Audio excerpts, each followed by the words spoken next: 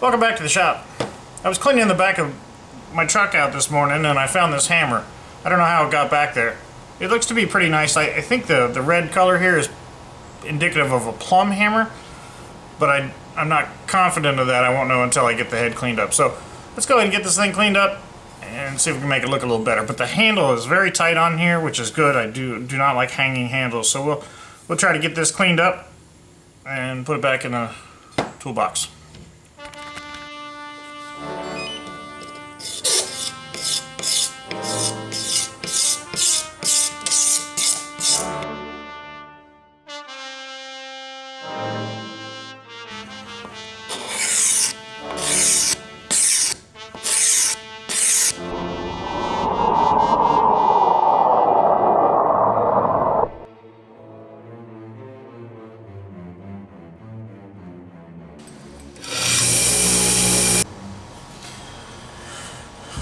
So I was right, it is a Plumb, 16 ounce. I went ahead and took this to the wire wheel and then touched it on the fiber wheel, and it seemed to do a pretty good job cleaning it up.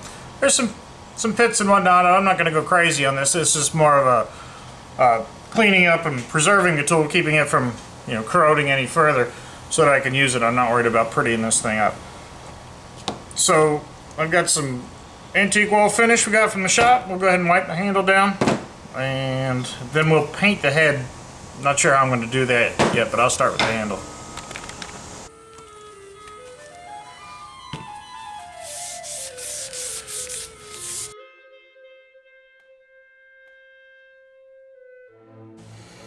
Out of all the things you have to do during the restoration process, taping is my least favorite. We'll throw some paint on here and see what it looks like. So I'm not thrilled with the paint, but I'll know it's mine. I doubt there's another one out there like this, so it cleaned up pretty good. I like that stain on the handle. That'll look pretty good. I think periodically I have to come back and touch it up, but I always say that I'll do that, and I hardly ever do. I've got other hammers that I've gone through and restored. This is an old channel lock one that I use quite a bit. It's a tiny little hammer. Occasionally I'll go through and wipe the handle down with some Johnson's paste wax, but that's about it. So, alright, so that's the end of the Plumb hammer, but while I've got you, I've got a new tool that's sort of interesting. I've been working on a boat, and part of the problem with the boat, the outboard, is that it's hard to reach in and everything is horizontal, everything I'm trying to come in perpendicular. So if this is I'm trying to put a bolt in the side, and I can't, more often than not, I can't get my hands into the shroud or whatever it is I'm working on to get to the bolt. I'd show you, but the lighting is horrible.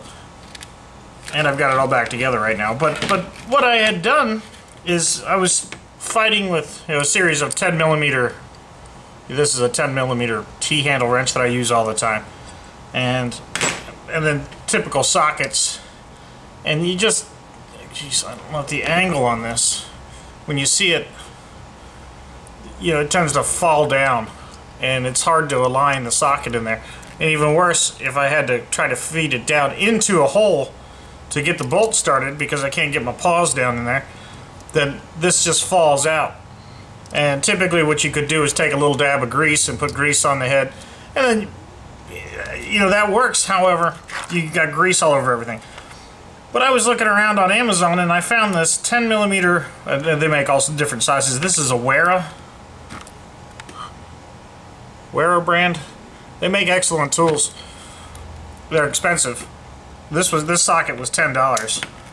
But what it does is it has a little retaining clip. If you can see those two beads in there, see those motorcycle. Those two balls in there, those will help retain this 10mm. So when I want to try to get in, it's going to stay in there pretty firm. And even if I wanted to shake it out, I couldn't shake it out of there until it starts to thread, which I think is going to be extremely handy. Again, this was a $10 socket. And in actuality, out of all the sockets that you use, I think wow, if you watch Wes work, he talks about a travel tool bag, and you need a flathead, number 2 Phillips, 10 millimeter, 12, a half inch, 9/16.